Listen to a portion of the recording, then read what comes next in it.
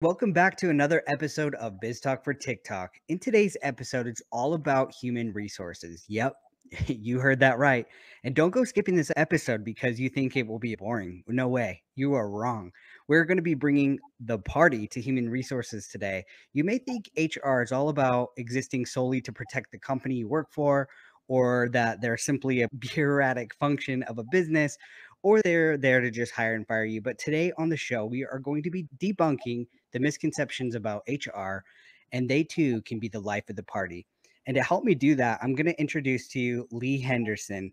Lee has 15 years experience in corporate America, supporting a handful of Fortune 100 companies as a human resources executive. Lee now devotes her time to HR consulting, writing, content creation, and coaching. Lee's brand HR Manifesto has 371,000 followers over on TikTok. She started her TikTok in June 2021 as a creative outlet for Lee while she pens her No BS Workplace Survival Guide. Focused on tragic work realities and inspired storytelling, the goal of HR Manifesto is to coach, guide, and support followers in their quest of successfully surviving the workplace and staying employed. So let me introduce you guys, Lee Henderson. Welcome to Biz Talk for TikTok. Yes. Hi, Kyle. Thank you so much for having me. It's a pleasure to be here with you and your followers. Thank you so much. Typically, how I get connected with any of my guests is I scroll through TikTok. TikTok literally is my world. I'm wearing a hat right now, but it is really a part of who I am as just me as a person. So when I find guests, typically it's something that really resonated for me. And the funny thing is that you popped up on my For You page, and I was like, oh my gosh, this is hilarious. And you were talking about this is HR approved. And the video is the one with Shakira. That video where she's like Those shaking. lips, they do not lie. There is no deceit there. None. Exactly. Once you engage with a creator, their videos start popping up more and more onto your For You page. So I started seeing more of your content, and I was like, oh my gosh, I have to have her on because you don't see too many people talking about HR on TikTok. I wanted to share a quick clip because before we dive in, so that way it can just set the tone for this episode to understand why this is going to be fun. Yeah, set the tone. Okay, here we go. Jordan, you can say you hate me, you can call me crazy, but don't touch my truck. Ooh. So unsurprisingly, this is absolutely not HR approved. And let me tell you why.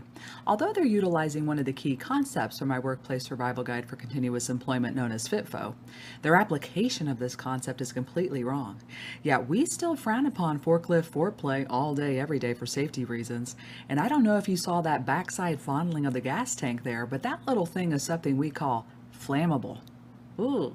So for risking your lives, for putting the safety of others in jeopardy, and for entertaining the hell out of Darwin, yeah, today's your last day.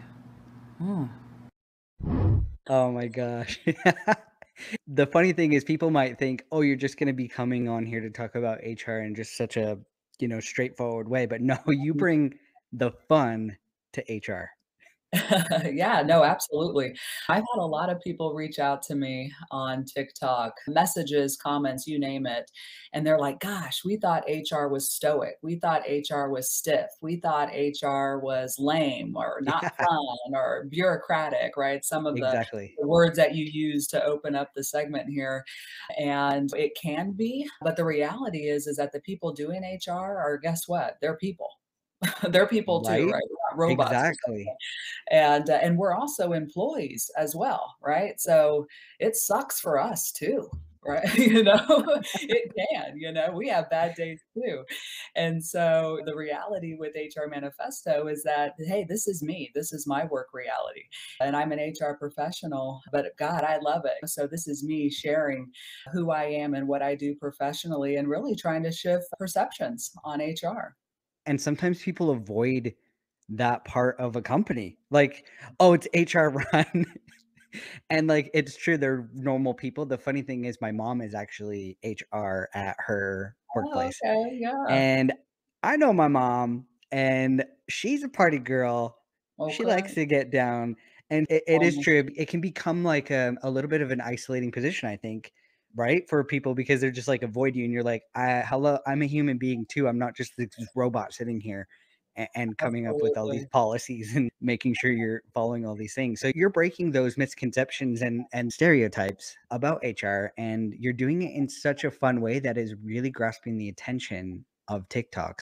Before you even thought of this, tell me your story and how you even got on the app to make a video in the first place.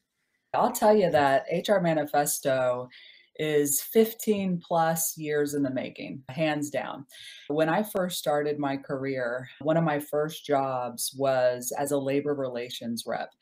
So I was supporting thousands of employees, 24/7, 365, a handful of unions. I Hmm. was walking a mile and 25-foot long factory, you name it, wore out a few pairs of shoes, I'll tell you that. I was negotiating grievances, doing arbitration prep, doing contract negotiations, but I was experiencing the human condition.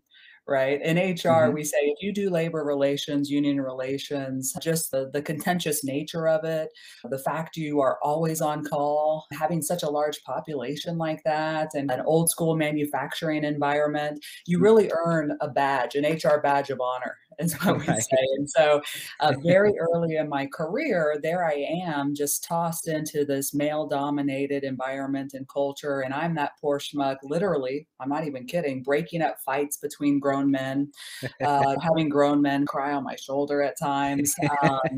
Telling grown men they stink, having all these hard and difficult, crucial conversations with Right. people. And I'm just literally tossed in there. And the majority of my peers and colleagues were much older than me and could give a shit about really supporting me. So there I am just figuring it all out. But in that process, again, I'm having these crazy experiences. Right. And I start sharing with everybody that I know, of course, for therapeutic reasons, what's happening to me. And get this and get that. And I'm just sharing it over dinners and at the club and wherever, right? And Hmm. Yep. people are dying laughing. I mean, I'm making people piss their pants by retelling these stories. And so here I am a couple years into my career, and instantly I know I am writing a freaking book one day. Right. Just I mean, just like that instantly. And I'm a very creative person. I've done a lot of creative writing and I'm artsy fartsy. I paint and I draw and I play instruments and I sing and this and that. And I just knew, gosh, one day I am writing a book. And Yep. so there it is 15 years ago. And I'm like, I don't know if we can say this word, but I'm like, hey, I'm going to maybe start blogging on Facebook. Earmuffs, right? Yep. And then it was like, oh, well, maybe instead of Facebook, now it's Instagram. Oh, and then maybe, ooh, let me start that account on Snapchat. Oh, and then it's, And so the years have progressed and passed. And during that time, I've grown my career and I got married and I traveled a ton and I have two beautiful boys. And you just get busy with life, right? Right. And You so do. finally in June, I left my corporate 9 to 5, which was the biggest blessing of my life, and became an entrepreneur.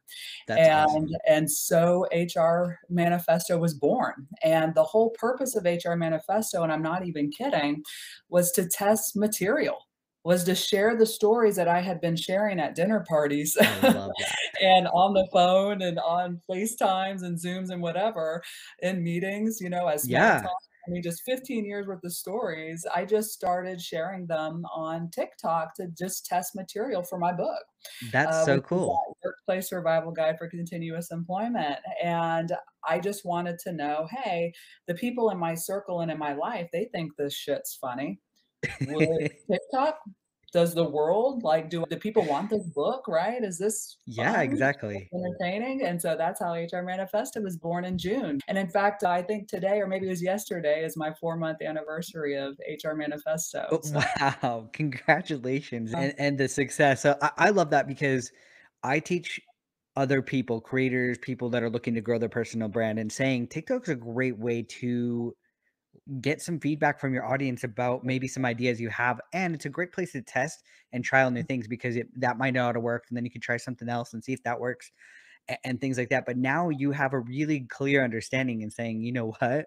Okay, I'm onto something because I just gained 371,000 followers within the last 4 months. Clearly, people are going to be interested. And your content is so funny is because you're talking to the audience like they're the one in the seat, and you say things sometimes like, "This is gonna be a tough conversation, but let's Yes. sit down and have a chat." Mhm. Come on in, have a seat, this Exactly. might be a hard conversation. Right? Exactly. And the fun thing is if you go to comment section is how many people are just sharing their stories or this reminded me of this and this reminded me of that, and they're really getting involved and having Yes. such a good time with it, and that's what you want on social media, and that's the feedback you were looking for because now you realize, wow, people will find this interesting. Yes, no, absolutely, Kyle, and I'll say my favorite part of HR Manifesto that was Mhm. unexpected and unanticipated to me Yes. are the followers and their engagement. Yes. Oh my gosh. If you look at any of my comment section, I'm deep in my comments. I'm up for hours doing comments because, of course, I'm basically a professional coach, right? I've only ever done coaching for Right? a living. I want to engage with you. I want to help you. I want to serve you. I want you to be successful. And so people are constantly commenting and they're emailing and they're DMing, they're reaching out, they're asking me and sharing their personal lives and experiences at work. They're being very vulnerable with me. And when people are vulnerable with me, I'm always going to listen because that's an honor to me that Right. people are that way.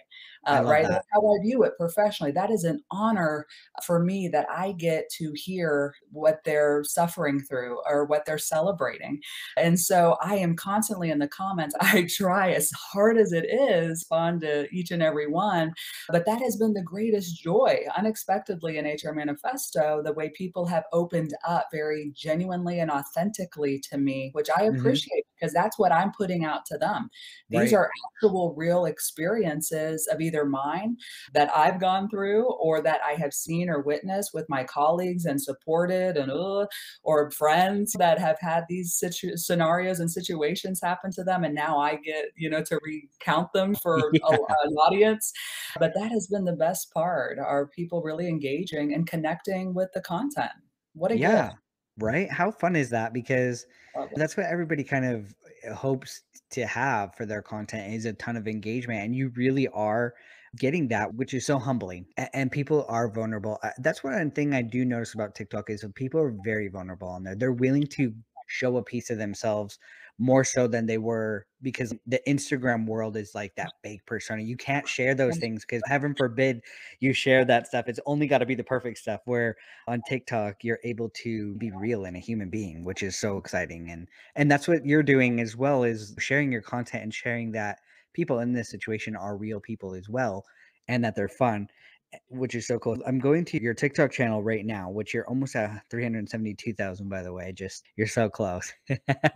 But you've had some really huge success with some of these videos. Like for instance, one of your top ones is at nearly 10 million views. That's a lot of views right there of people who've seen you and are listening to your story.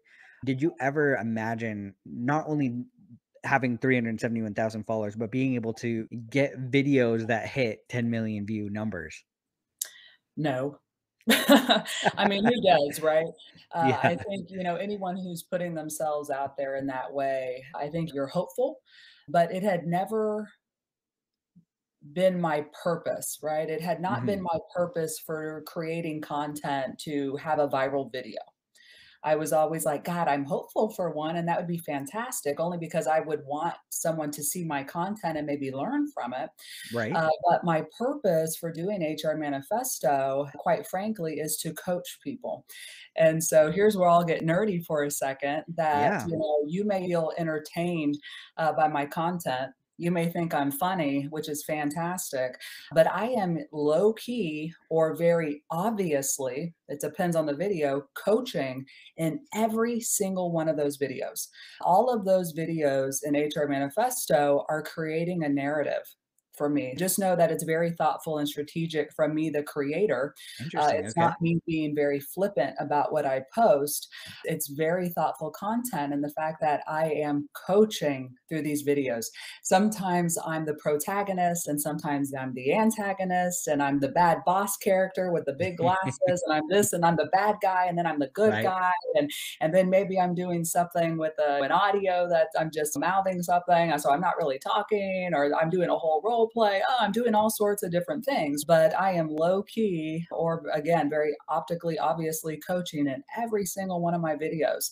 And that's just another kind of show or display how look how HR can be useful, Yeah. purposeful, impactful, fun, entertaining. And so, just FYI, if you're listening to this and you've seen my content, you've been coached by me. So maybe you can put that on your resume. I don't know. Yeah, Uh, and the fun thing is like your goal was to use this for testing to see if people would be interested in your book, but TikTok has really, I think, helped you think outside the box now of, okay, there could be more than just this book. There now is this whole coaching aspect, and there's all these different avenues you can go and be able to monetize. And now, like you said, you're not just an HR employee now, you're now an entrepreneur. This is what is like happening in the world right now because technology is available to everybody. We have the opportunity as an individual to be able to do these things and be an entrepreneur. Whereas before, it was a lot harder, right? You didn't have the opportunity like you do today. Doesn't matter who you are, everybody has the equal opportunity as long as you have a phone and you have stories to tell, which we all do. So I think that's why we're seeing a huge shift even in workplaces and with employment rates being really low right now, is because everyone's out there has the opportunity to build these small businesses they always wanted to, or be the creator that they always wanted to. So I think it's cool. And outside of that, it comes with some very interesting things because your followers are also asking you for some funny things. Like, for instance, they want you to fire them, correct? Yeah, they do. Yeah, I don't know. I mean, it's like, hey, I don't know if that's a kink or what, but it'll be therapeutic for us both if we do. So to your point about, hey, I started this whole thing because I was writing a book, which I'm about 10,000 words in. Like that's me cheering myself on. Nice. But I'm about 10,000 words into this book. I'm shooting for 20. We'll see what happens. Cross Yep. fingers there. Now, to your point, followers are they're so beautiful and wonderful, but they really start dictating. It becomes the symbiotic relationship now, where I was acting upon them, but now they're acting upon me.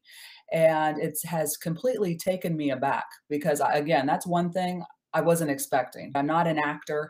I'm not this professional TikTok person. I'm a corporate professional executive type of worker.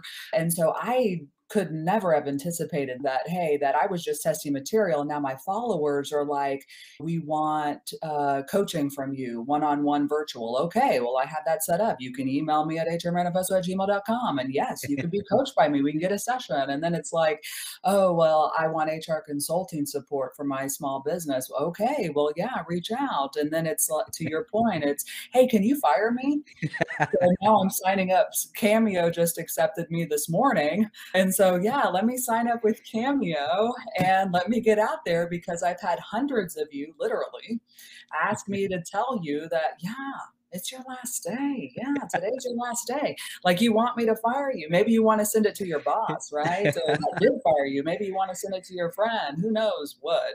I'm just so taken aback by how demanding in a beautiful way, followers have been, and they want more of you, and they want you in different ways. And again, I'm a servant leader. Okay, so if someone's like, hey, can you help me or do this or do that, I'm going to ideate and be like, yeah. Yeah, I can do that. You want me to tell you happy birthday for 50 bucks or whatever? Yeah, sure.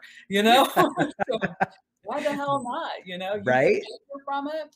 It brings you joy. Well, God, Yeah, let it exactly. bring you joy. Right? I Exactly. love making people laugh way long before TikTok. I came out laughing. So it's like, Sure. I think we've shifted as society. Things that we found entertaining in the past has totally shifted. We now have the ability to reach out to people that we really enjoy watching. Celebrities before were not touchable. You couldn't reach them in the public space unless you ran into them in public, and you couldn't ask them, "Hey, make a happy birthday video for me." It was like awkward. So now, as these people are developing and becoming the new Hollywood, these are the new stars. These creators are the new stars. But the most important aspect of it is they're reachable.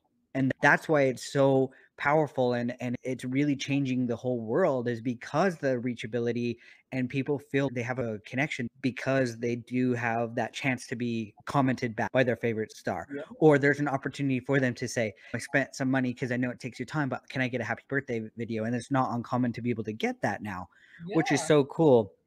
it And I wanted to is. ask you, because I thought this might be fun, but how good are you on the spot things? Oh gosh, I've never done any sort of improv, I'll tell you that. That'd be funny right now if you did some sort of video, like, on the spot to me, so people can get a sneak peek of what that might look like for them. Well, Kyle, I am so glad that you were able to meet with me today. We've talked a lot about your disruptive behavior in the office, remember? Yes. Yeah, do you remember that? Yeah. But yet you continue to pass gas.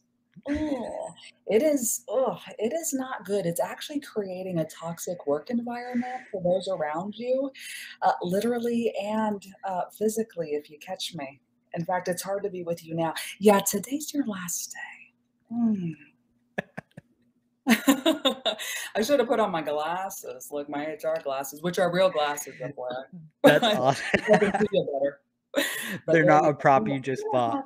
Yeah, I know, exactly. I actually need them to see. I have no idea where you even are right now, but, whatever. I love that, Lee, and the You cool need to thing get some is vino before you come to work. Oh, my god. you don't just get inspiration because you're funny and you're a comedic writer, but you really get a lot of these ideas in your mind because you've been through this in the I've real had that world. conversation. And I tried to keep that one clean because my mind went to 20 different things, but I was like, "This ain't OnlyFans, Lee, okay? Like, control yourself. Kids could be watching. Maybe my sons might watch this. This will they'll probably play this at my funeral one day. God, let me keep it clean. No sex toys, nothing like Oh my that." gosh. The funny thing is I actually have another video, and this rolls in perfectly in this segment, and it's one of your videos about one of your craziest stories of somebody in the workplace, and I'm gonna share that now. Hey everyone, I got a stitch for you. What is the most disturbing thing you have ever experienced or witnessed in your workplace? Wherever you work, whatever you do, what's the most disturbing thing that you've seen at work? I'll start. In my career as an HR professional, the most disturbing thing that I've ever experienced was that we had an employee who was running a brothel, a literal brothel.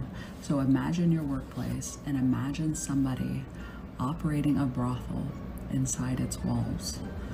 And this guy, he was serious. He had a waiting room, he established ambiance with potted plants, there was a television. In fact, there was a mattress. He brought a mattress into the workplace and was running a successful brothel. You can't make this stuff up. You can't.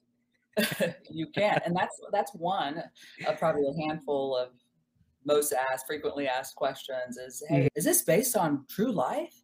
There's no way. How is this real?" And it's all real. If you can dream it, it's happened 100%, you know? That is so true. The fun thing is you don't have to be HR to know these stories at your workplace, because we all, even as employees, have heard of things you're like, no way. A fun story to me is that I used to work in the healthcare space. I was a respiratory therapist, and one night a You've seen gentleman a lot. came in and his dogs were fighting, and he tried to break him up. The dog bit his finger off. He brought it in separate. It was separated. We asked him, hey, we can do like surgery and blah blah blah, but he was like, you know what, I'm good with having no finger for the rest of my life. So he was like, nah, don't worry about it, just discard my finger. So we set it up in the trauma room, we put the finger on the bed and kind of tucked it in into the sheets and stuff, and then called phlebotomy to come down to do some blood work for a patient.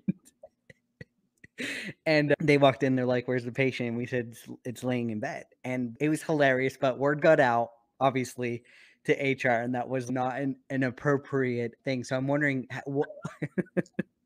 your video of you doing HR approved or not. It probably wasn't, but luckily nobody got in trouble. But it was just a funny moment between us coworkers. But that was an interesting story I had to share.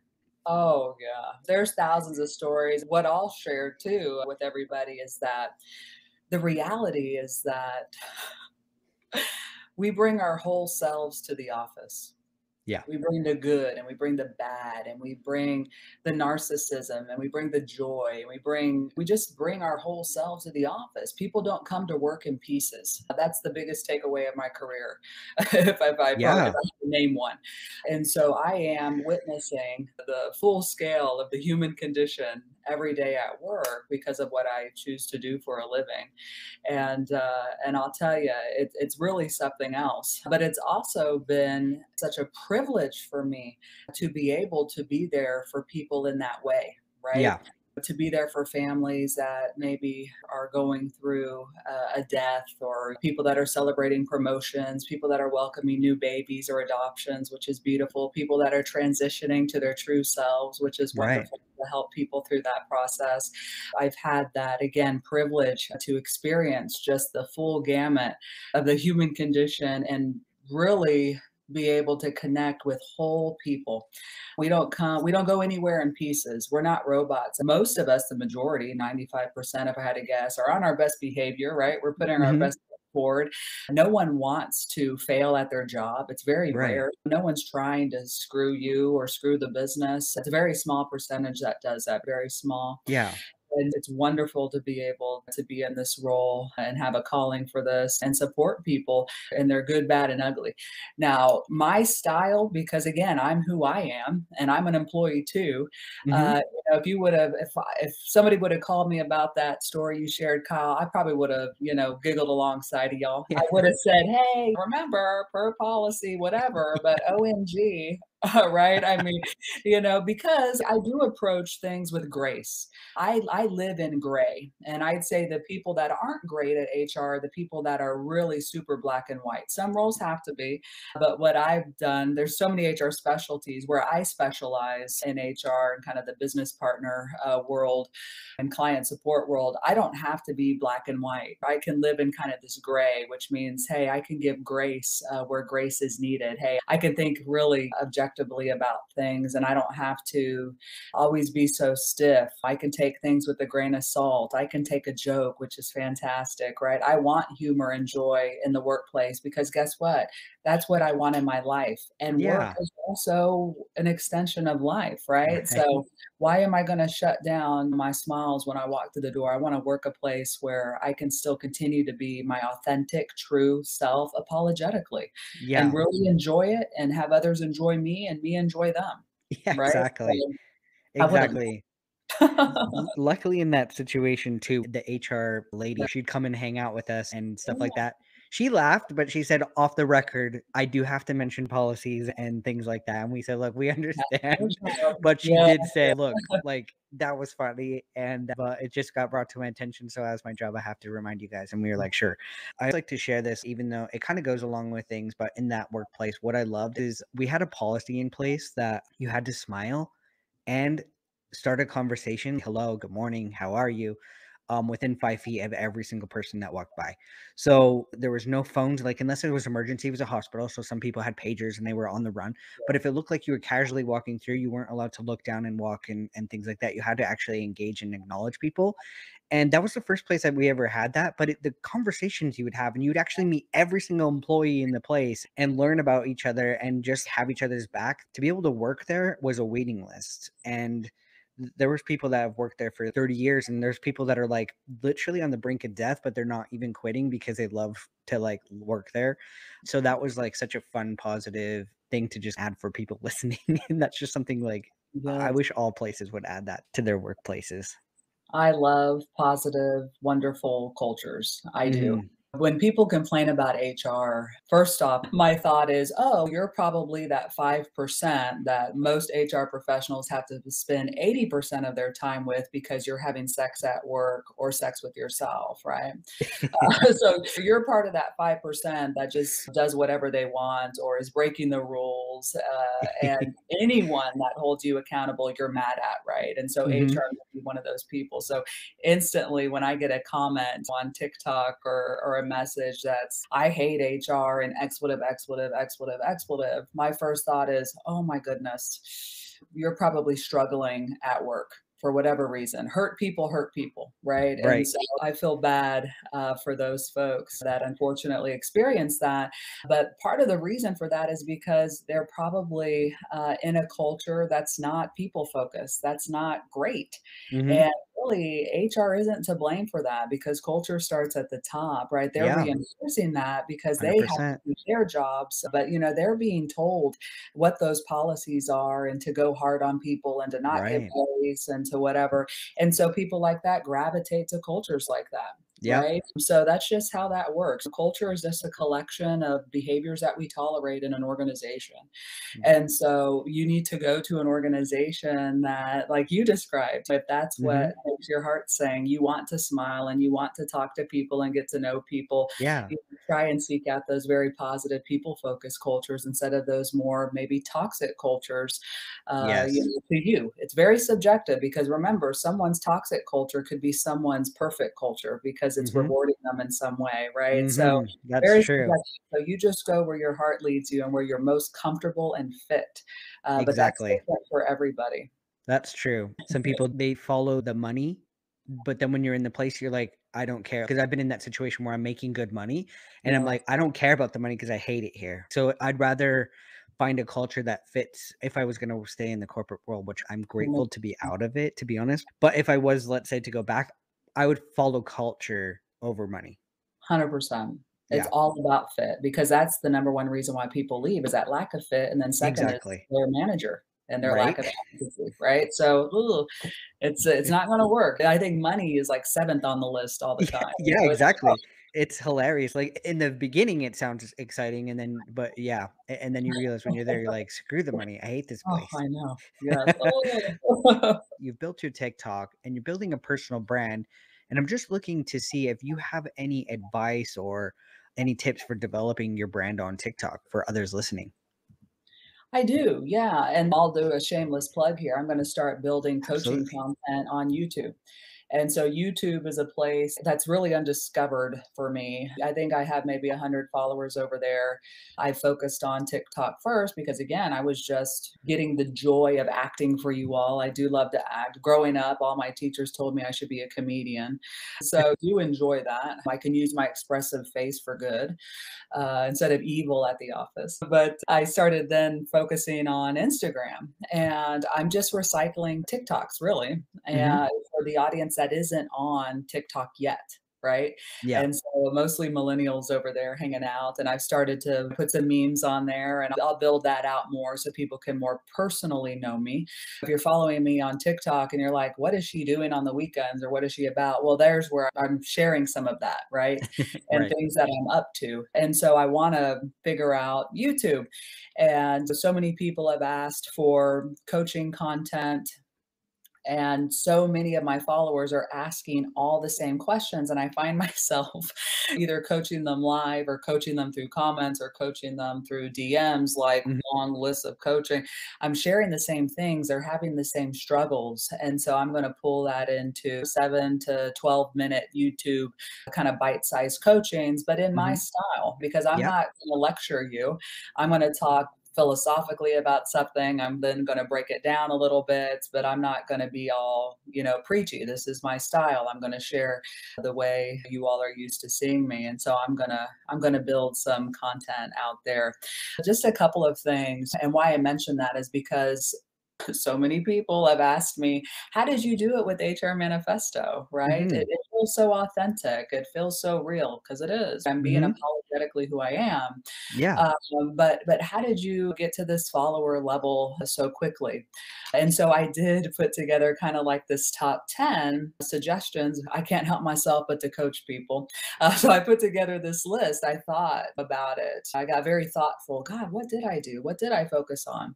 And so I have them jotted down here, and I'd love to just share. I won't go all Abs- in depth. I'll save it yeah. for the YouTube, No, for right? sure. But just a couple of things that I can pull out here is that I completely picked a lane and committed to it. I'm Hmm. an HR professional with, I believe, a narrative and compelling stories to share. And that's really what you get from me is work-related content. So Hmm. many times, so many times, I have wanted to post like silly shit that has nothing to do with work. And I have wanted to get on all sorts of trends and, Right. dance and do whatever shit, right, on TikTok. And but if I cannot connect it to the Yeah. workplace and to a coaching, the value is gone from me. So that tells me authentically it would be gone from my follower as well. Smart. They're not looking at me to be silly, okay, and do a whipped cream challenge or whatever other hell. I think I just made that up, and I didn't mean it sexual, okay, but do whatever weird ass challenge that's out there, So that's important. I would say create a strong and memorable brand. One of the first things I did with HR Manifesto was I captured the handle across all platforms. So even on Facebook, I grabbed it, even though I don't do Facebook, but I didn't want anyone else to take it, right? Hmm. And I grabbed it on Instagram, although I didn't put anything on Instagram until maybe a month or two ago. I don't even remember. And I grabbed it on the YouTube and I grabbed it on the TikTok. And so I'm grabbing it across everything. And I brand myself the HR lady of TikTok. So I get mentions like you wouldn't believe. We need HR's input. Is this HR approved? Get the HR lady on this. So I get probably hundreds of mentions a day. People are tagging me in other videos because they want now my input, which they think is Yeah. fun and incredible, probably on Hmm. these silly videos. So creating that strong, memorable brand is incredibly important. Another thing I'll mention is having a process for capturing ideas and brainstorming frequently. Okay. So, what I'd say is that this may not be for everybody. If you're not naturally, air quotes, I think you could build muscle, but if you're not Yeah. naturally creative and it's hard for you to think of ideas or it feels like work, Hmm. or it hurts to dedicate time to do that, it's miserable, oh, this probably isn't for you because I am constantly ideating. I'm waking up in the middle of the night with ideas and have to write things down. I'm waking up with, I have a Google Doc with thousands at this point of ideas. I can't keep up with all the content ideas. And I have a very formal process. There's one where I'm putting it all in a Google Doc and on a drive. And then I have a notes on my phone Hmm. where very quickly when I get an idea, ooh, like Yes. I'm going and I'm just putting it in a note Yes. draft, right? And so I have this running note draft because I have to capture everything. So that's very important. And that's part of my process there. One thing that I've mentioned already is being unapologetically you. Being your authentic, genuine self. That is so important. And I'll end with this one because you cannot be replicated. Yes. Right? You cannot be replicated. So I get told constantly that I have a presence. I have this presence. I have a face that someone described as where all my features are 30% oversized, but God made them fit and somehow she's hot. Kind of attractive. The funniest comment I've ever received on TikTok. It was hilarious. Oh my God. I'll have to do the Q&A or respond to Oh it. my I God, it please. was And send me so that so I can add that to that.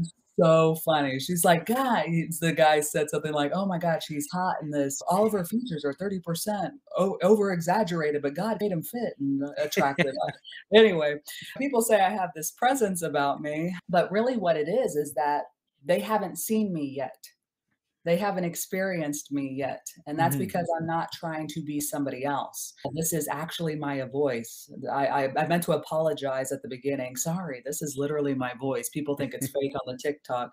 No, this is my actual voice. Yeah, these are my actual expressions. I play characters, sure, I'll over exaggerate stuff, but this is Mhm. authentic authentically who I am. And I'm going to speak credibly as the expert I am on the topics that I've done for a living. And I'm going to coach you because that's what I know and that's what I do. And so you get my point about, Yep. being unapologetically yourself at all times is so important. That's why if I go on and I do this video, but I can't connect which one just by me doing that, right? Yep. If I'm going on there doing that, but I can't think of something freaking To clever to to tie about, it together. Yeah.